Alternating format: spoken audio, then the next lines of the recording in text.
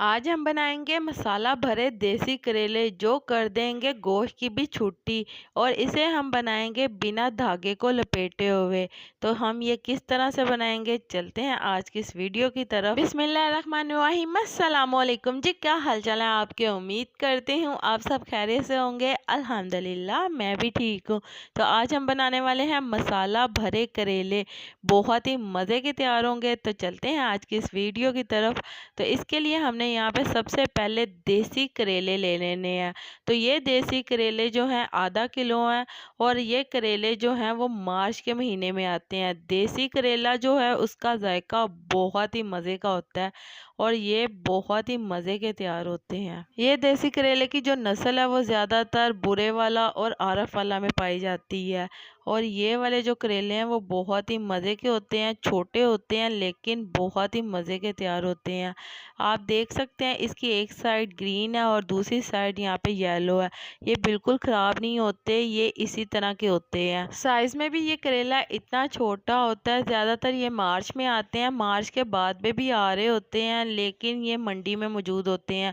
और ये दुकानदार अक्सर नहीं लेके आते क्योंकि बाद में ये ज़्यादा महंगे हो जाते हैं। तो इसीलिए दुकानदार अपनी बचत के लिए ये करेले दुकानों में नहीं लेके आते।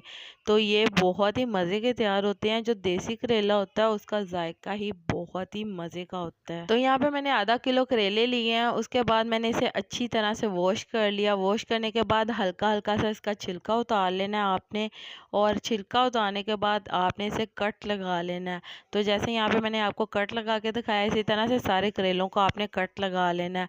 और यहाँ पे हाफ़ टी स्पून हमने नमक इसे लगाना है ताकि इसकी कड़वाहट ख़त्म हो जाए। तो अच्छी तरह से नमक लगाने के बाद हाथों की मदद से आपने इसे मसल लेना है। और मसलने के बाद आपने इसे रख देना है आधे घंटे के लिए ताकि इसकी कड़वाहट कम हो जाए। तो इसके बाद हम इसका मसाला तैयार कर लेते हैं। यहाँ पे हमने ले ली है कूंडी और कूंडी के अंदर हम यहाँ पे बेसिक से मसाले शामिल करेंगे, जिसमें यहाँ पे मैंने नमक ले लिया है हाफ़ टी स्पून, सुर्ख मिर्च का पाउडर 2 टेबल स्पून, हल्दी पाउडर हाफ़ टी स्पून, खुश्क धनिया 1 टेबल स्पून और 1 टीस्पून ही हम इसके अंदर साबुत गरम मसाला शामिल करेंगे। तो ये तमाम चीज़ें शामिल करके अच्छे से रगड़ लेना है।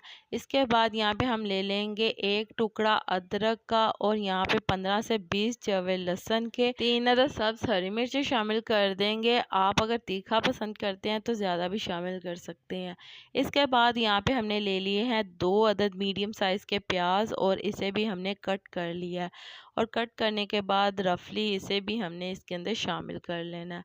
शामिल करके अच्छे से कूट लेंगे और साथ ही इसके अंदर शामिल कर देंगे हरा धनिया हस्बे ज़रूरत।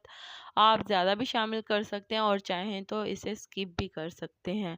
तो अच्छी तरह से हम इसे रगड़ लेंगे। रगड़ने के बाद यहाँ पे हमने ले लेना है टमाटर 1 अदद। टमाटर को भी मैंने यहाँ पे रफली कट कर लिया था। हमने इसे अच्छी तरह से पीस लेना है। तो यहाँ पे आप देख सकते हैं अच्छी तरह से इन तमाम चीज़ों को मैंने पीस लिया और इसका मसाला जो है वो तैयार हो चुका है। इसके बाद हमने जो करेले लिए हैं इसको मैंने अच्छी तरह से पानी से धो लिया है ताकि इसका नमक निकल जाए। तो उसके बाद आपने एक एक करेला ले लेना है और करेले को रख लेना है अपने हाथों में। और इसके अंदर जो कट है उसको आपने खोल लेना है। कट को खोलने के बाद ये जो मसाला हमने तैयार किया है ये आपने अच्छी तरह से हाथों की मदद से इसके अंदर फिल कर लेना है। और फिल कर कर आपने ये रखते जाना है। इसी तरह से हम जो बाकी के सारे करेले भी हैं उसके अंदर भी ये वाला मसाला इसी तरह से फिल कर लेंगे। तो चलें जी, इसी के साथ मुझे लाजमी बताइएगा कि मेरे प्यारे प्यारे व्यूवर्स मुझे किस मुल्क और किस शहर से देख रहे हैं ताकि मैं आपका शुक्रिया अदा कर सकूं।